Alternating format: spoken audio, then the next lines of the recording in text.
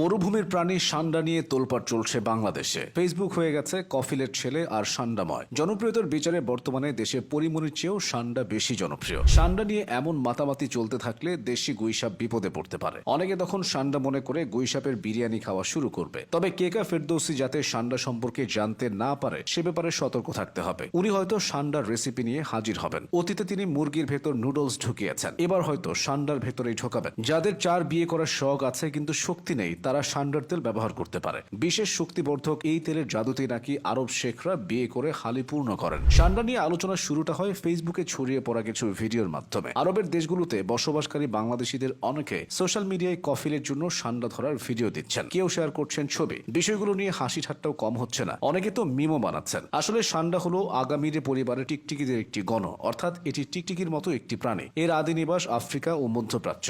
আরব উপদ্বীপের অভ্যন্তরীণ ও পূর্বাঞ্চলে বসবাসকারী কিছু বেদুইন জনগোষ্ঠী খাদ্য হিসেবে সান্ডা খেয়ে থাকে। একসময় এটি আরবীয় সুস্বাদু খাবার হিসেবে বিবেচিত ছিল। তবে লিপিবদ্ধ আছে যে যখন বেদুইনরা মহানবী হযরত মুহাম্মদ সাল্লাল্লাহু আলাইহি ওয়াসাল্লামের সামনে একটি দব অর্থাৎ সান্ডার কাছাকাছি একটি প্রাণী রান্না করে এনেছিল, তখন তিনি এটি খাননি, কিন্তু অন্যদের খেতেও নিষেধ করেননি। তাই সাহাবী খালিদ বিন ওয়ালিদ এটি খেয়ে ফেলেছিলেন। এই কারণে ইসলামিক দৃষ্টিকোণ থেকে প্রাণীটি খেতে নিরুৎসাহিত করা হয়, অর্থাৎ এটি মাকরু ধরা হয়। তবে আরব অঞ্চলে যে সান্ডা খাওয়া হয় তা আসলে দব। অধিকাংশ ইসলামিক স্কলারদের মতে এটি হালাল, তবে হানাফি মাযহাবে এটি খাওয়া হারাম।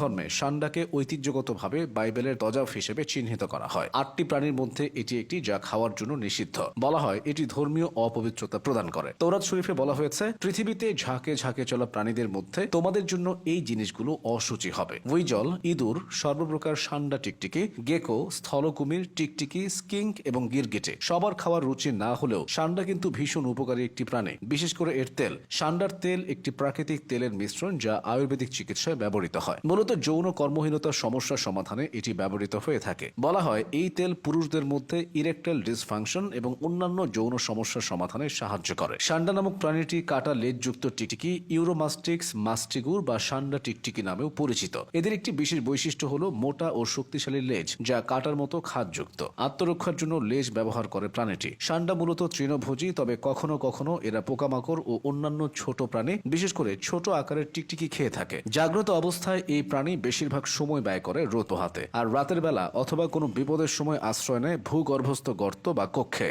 সাধারণত পাহাড়ি ও পাথুরে অঞ্চলে বসবাস করতে পছন্দ করে সান্ডা, কারণ এটি নিরাপদ আশ্রয়স্থল এবং সহজলভ্য উদ্ভিদজাত খাদ্য পাওয়া যায়। বন্য পরিবেশে তারা সাধারণত আশেপাশে সহজলভ্য যে কোনো গাছপালা খেয়ে থাকে। ডিম থেকে সদ্য ফুটে ওঠা বাচ্চা সান্ডারা প্রথমে মায়ের মল খায়। এই কাজটি করে সঠিক অন্ত্র জীববৈচিত্র্য গঠনের জন্য, যা উদ্ভিদ ভিত্তিক খাদ্য হজমের জন্য অত্যন্ত গুরুত্বপূর্ণ। বন্য পরিবেশে প্রাপ্তবয়স্ক সান্ডার মধ্যে বছরের নির্দিষ্ট সময়ে পোকামাকড় খাওয়ার প্রবণতা দেখা যায়, বিশেষ করে যখন গ্রীষ্মকালীন আবহাওয়া অত্যন্ত গরম হয় এবং গাছপালা ভিত্তিক খাদ্য কম সহজলভ্য থাকে। এই সময়টাতে পোকামাকড়ই তাদের একমাত্র বা প্রধান খাদ্য উৎস হয়ে দাঁড়ায়।